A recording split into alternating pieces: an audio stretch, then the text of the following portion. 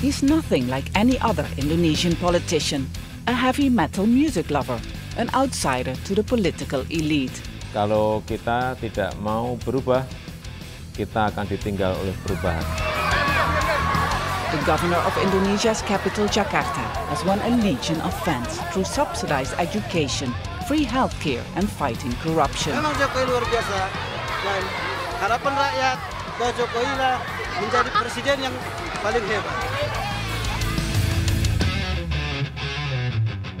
Joko Widodo, known as Jokowi, could soon be running a country of 240 million. Assalamualaikum.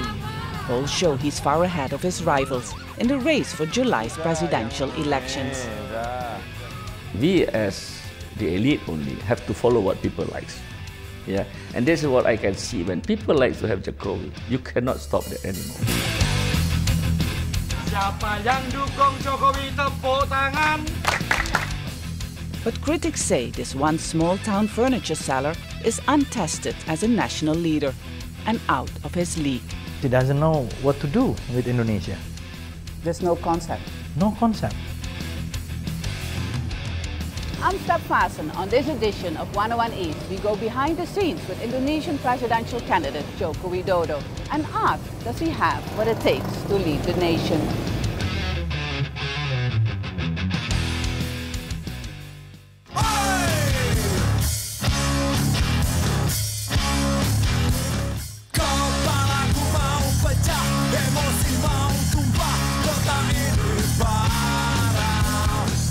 Besok pagi-pagi aja ketemu ya.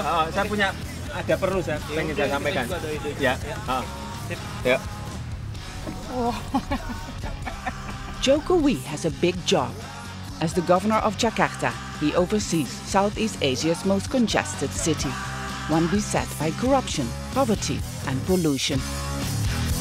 Selalu banjir tiap hujan, asap jalan jadi awan di jantung metropolitan. We've been given exclusive access to follow Jokowi over the next 2 weeks. A challenging task with a man who changes his schedule constantly and only decides at the last minute where he will go. He's made it his personal mission to tackle the city's problems. He's on the road every day, making surprise visits to check if work's been done. A leadership style not seen before in Indonesia. Kalau kita datang ke sebuah tempat, kemudian disiapkan, yang kita lihat hanya yang baik-baik. Yang jelek nggak akan kelihatan. Yang tidak baik nggak akan kelihatan. Karena sudah disiapkan. Aku ada di dalam kota metropolitan. Assalamualaikum warahmatullahi wabarakatuh. One of Jokowi's biggest challenges is Jakarta's yearly floods, which paralyze the city. To dredge the rivers and build new reservoirs, he has to move more than 1 million illegal squatters. Tapi Jakarta banjir cukup besar kan? Ini cukup untuk mengatasi? Ya, kita akan banyak. Tahun ini ada 9 waduk baru. Yang sudah dimulai baru berapa? 1, 2. Ini sama di mana? Pondok Rangon. For the first time, people in Jakarta can easily approach their leader and bombard him with questions. Kami sebagai masyarakat, Pak, merasa terganggu masalah pembangunan ini, Pak. Karena apa? Alasannya apa? Karena kita tidak tahu batas-batas mana yang kami untuk waduk ini. Itu, Pak, yang dari atas nanti sudah saya pesan, nanti bicara di situ. Ya, setiap persoalan itu harus dengan masyarakat harus terbuka supaya mereka percaya bahwa nggak ada yang kita tutup-tutupi.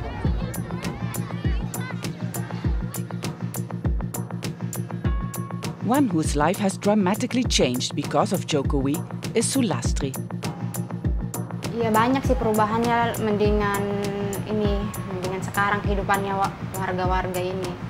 Soalnya selama ini kan bertahun-tahun hidupnya kumuh ya di situ sampai sekarang. Udah mendingan, udah jadi taman, banyak anak-anak kalau sore makan di situ pada disuapin, penghijauan bagus lah.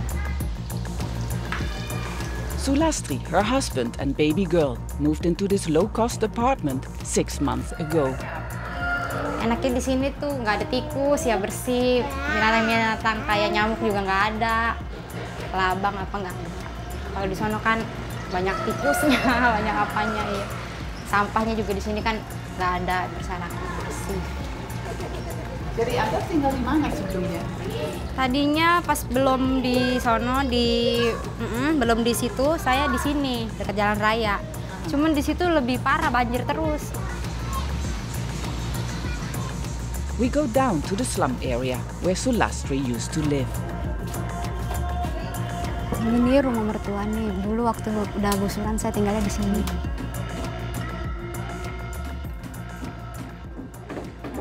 Halo, apa kabar? Baik. Ibu tinggal di mana? Muara Baru. Di sini? Iya. Kau belum pindah? Masih betah di sini. Ya emang dari sini saya udah lama, udah tahunan. Many have lived here all their lives, crammed together in these shacks and these illegal settlements. The governor was widely hailed when he started to demolish the slum areas, but not everyone agreed. Kan penduduk udah segini banyaknya, mau taruh di mana lagi? Nggak bisa lah, nggak bisa semaunya. Kan di sini kan bukannya ratusan orang, ribuan. Sulastri tells me that many slum dwellers were forced to leave Jakarta because there was no room for them in the new apartments. We've also got reports from residents that government officials are secretly selling apartments that are supposed to be free. We put these claims to Jokowi. Corruption is still a big problem in Indonesia, and you as the governor had already a few cases yourself of people who have been involved in corruption working under you. And this is a letter I got from a resident of a low-cost housing apartment, and those apartments are supposed to be free, but he claims in this letter that they're now being sold. Rusun di Waduk Fluid, Muara Baru sudah banyak diperjualbelikan oleh orang-orang yang tidak bertanggung jawab. Lantai 1 harga 60 juta, lantai 2 40 juta, lantai 3 35 juta per kamar. The governor says he will investigate the allegations and insists he has no tolerance for any corruption. Ya, membangun sistem baru, kemudian mentraining birokrasi, mentraining masyarakat, dan juga kontrol yang lebih.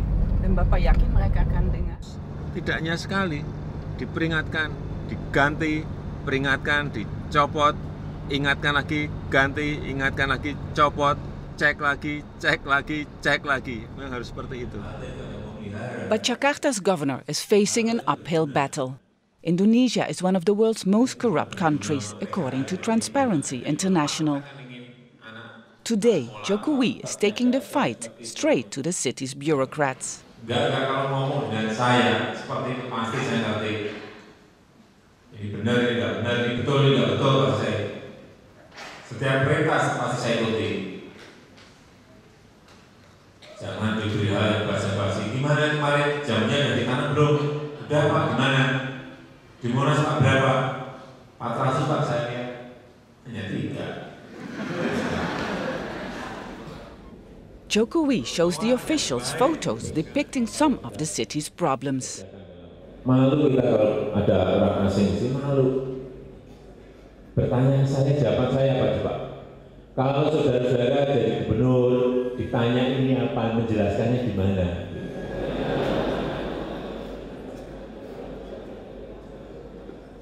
Saudara-saudara boleh tertawa, tapi saya sedih kalau sudah ditanya seperti itu. Sedih.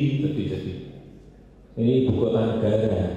Pemimpin-pemimpin lain di Indonesia. Journalist Jon Tyrone had full access to Jokowi to write his biography.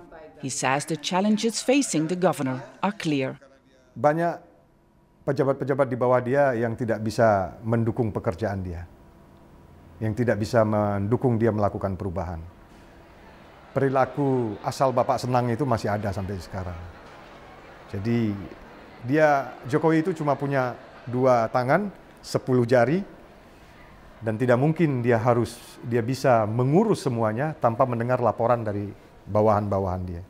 Tapi kan tidak mungkin setiap hari, setiap waktu dia harus belusukan memastikan itu semua. But Jokowi is determined to be hands-on. Nggak ada yang tahu kita ke sini. The next day, he's visiting a school on the city's outskirts. His popularity has soared since he introduced an education card for the poor. With the card, poor families can buy school uniforms and books for their children. Nggak mungkin dia ke sekolah tanpa pakai seragam. Nggak mungkin dia ke sekolah tanpa sepatu. Dia akan malu kan. Itu yang kadang-kadang kalau kita nggak sering ke lapangan nggak tahu. Oh, sekolah udah gratis, sekolah udah gratis. Nggak pernah ke lapangan nggak tahu. Problemnya tidak itu.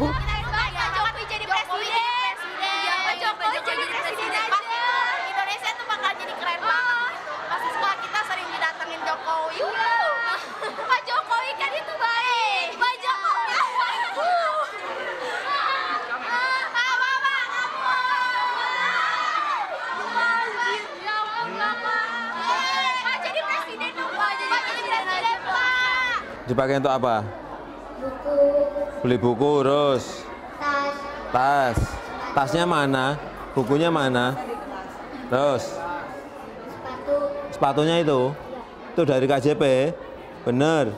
Harganya berapa itu? Masa 120? Iya? Bener? Sepatunya Pak Gub aja hanya 60.000 kok. Jokowi is satisfied the education card is money well spent. Kenapa Bapak sangat peduli sama orang miskin? Perjalanan hidup saya, sejarah saya mungkin mempengaruhi. Saya dulu hidup di slum area, di pinggir sungai, 4 kali digusur. Everywhere he goes, Jokowi hands out notebooks to school children. Biar bagi sana aja, tapi jangan nutupi tadi, yang penting jangan nutupi. You can see that people are massively supporting you and you brought some kind of hope to them. Are you not worried that these expectations are so high you could never fulfill them? Ya enggak apa-apa. Hidup akan bergairah kalau punya harapan. Rakyat juga akan lebih bergairah, gairah bekerja, gairah memperbaiki kotanya, gairah membangun negaranya kalau punya harapan. Bapak nggak takut nanti harapan itu terlalu besar, nggak bisa dipenuhi? Harus dipelihara dan harus dipenuhi sekuat dan sebisa kita.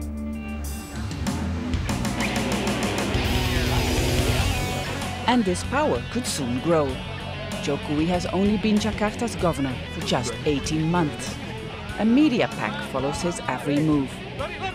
Speculation is growing he will run for president for the Indonesian Democratic Party of Struggle.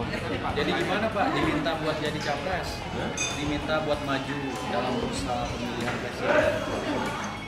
Begini. Mulai keringetan. After months of keeping the nation guessing, it soon becomes clear something big is about to happen.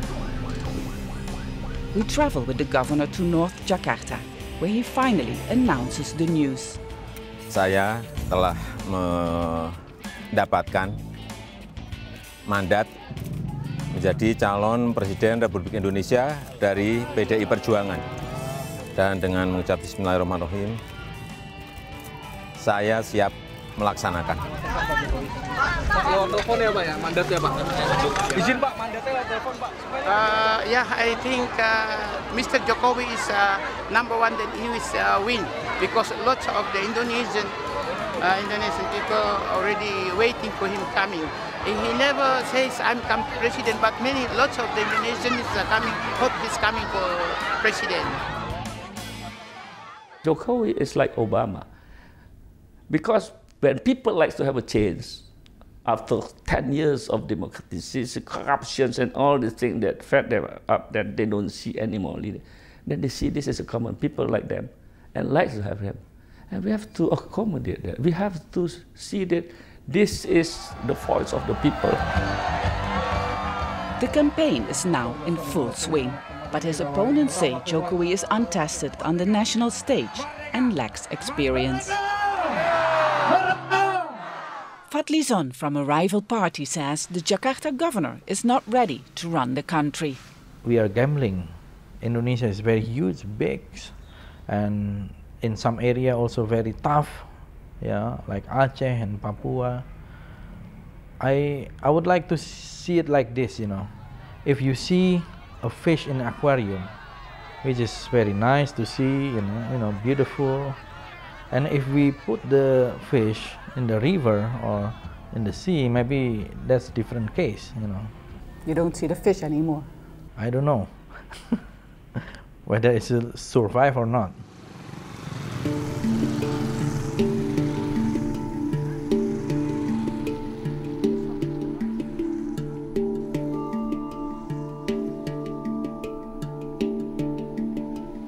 To find out more about the man who could be Indonesia's next president, we traveled to Solo, his hometown in central Java.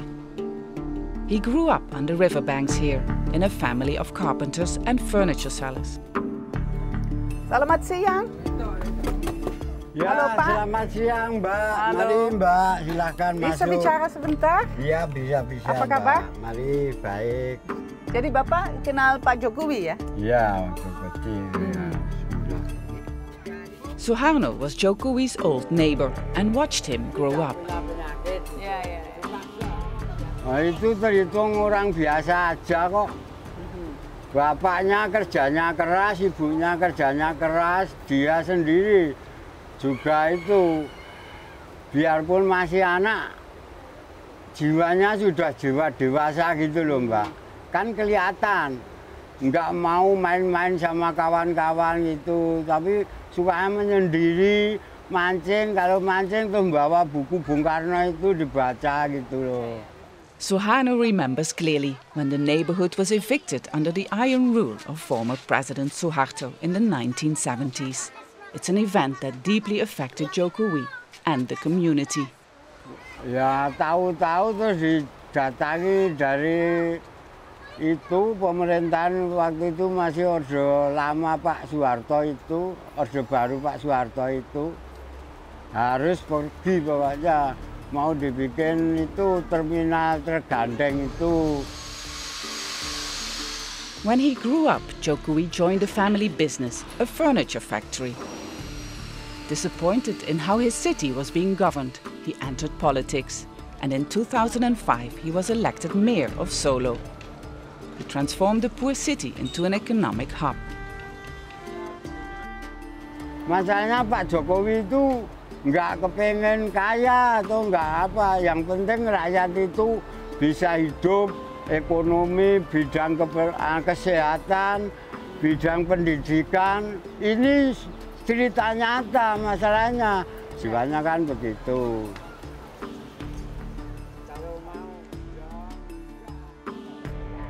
A few days after her son's nomination, we meet Jokowi's mother, Ibu Noto. Nggak pernah lihat dia, oh ini anaknya bisa jadi presiden. Ya enggak, saya enggak ngira itu, enggak ngira. Enggak ada bayangan itu, enggak ada sama sekali. Gubernur, wali kota, apalagi presiden itu enggak. Kalau kerja jujur ya kerja apa aja, terus selalu harus jujur, ikhlas, tulus. Jadi apa saja. Kerja apa saja itu harus dipegang. Saya dari dulu masih kecil sudah saya tanamkan.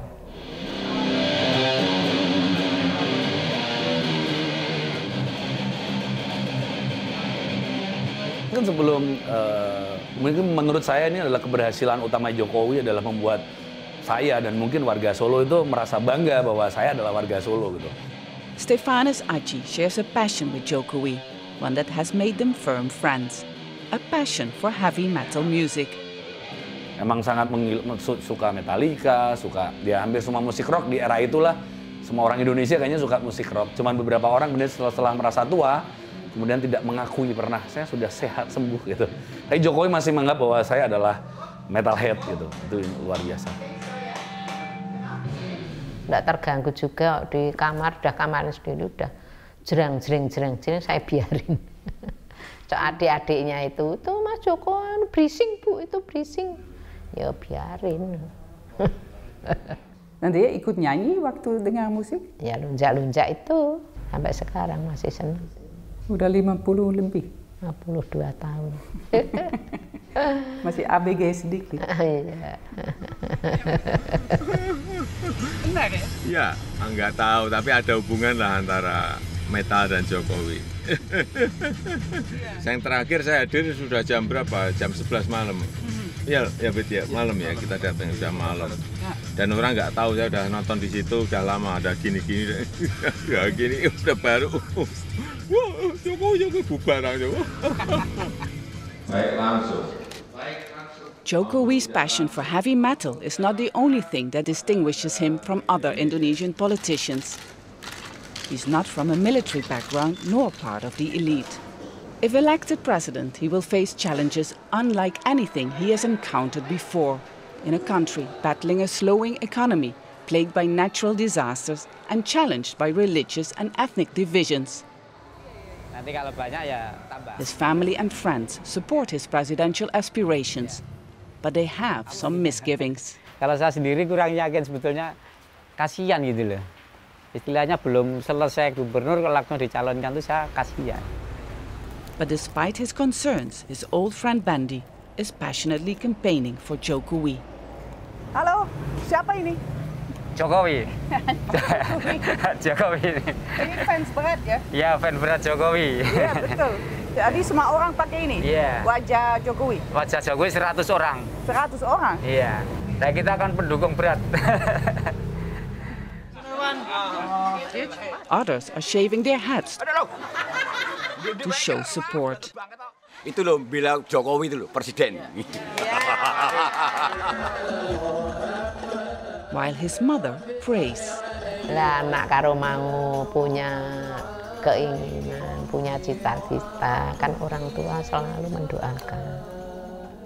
Ibu nggak pernah minta beliau ya jangan itu bahaya. Oh enggak, saya enggak.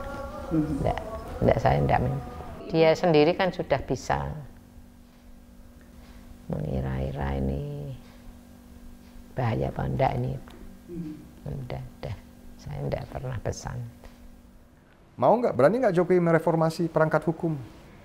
Hakim, jaksa, polisi, membersihkan militer dari orang-orang yang nggak benar, yang korup, berani nggak?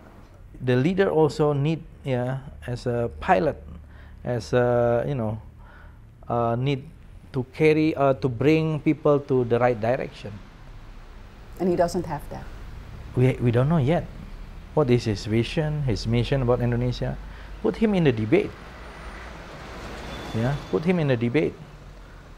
Let him talk for 1 hour about what he's going to do with Indonesia. You think he can't do it? He cannot do it.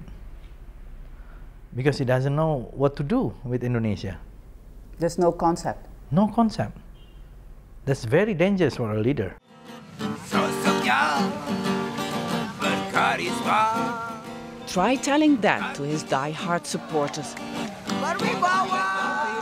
whose faith in this former carpenter is the envy of politicians across Indonesia. Apakah saudara-saudara siap memerahkan Indonesia? Siap? Bapak pernah bayangkan sebagai anak yang tinggal di pinggir kali dan juga anaknya tukang kayu bisa dicalonkan sebagai presiden, Pak? Tidak. Kehidupan tidak datang, kehidupan tidak ada yang tahu. Kehidupan itu misteri. Dan itu saya lalui dari masa kecil saya sampai sekarang. Jokowi, pilihanku. While Joko Widodo knows it won't be easy, he hopes that he will have a chance to lead the nation. Saya kira ini baru dimulai. Perjalanan dan proses masih panjang. Dan rumit. Dan berat.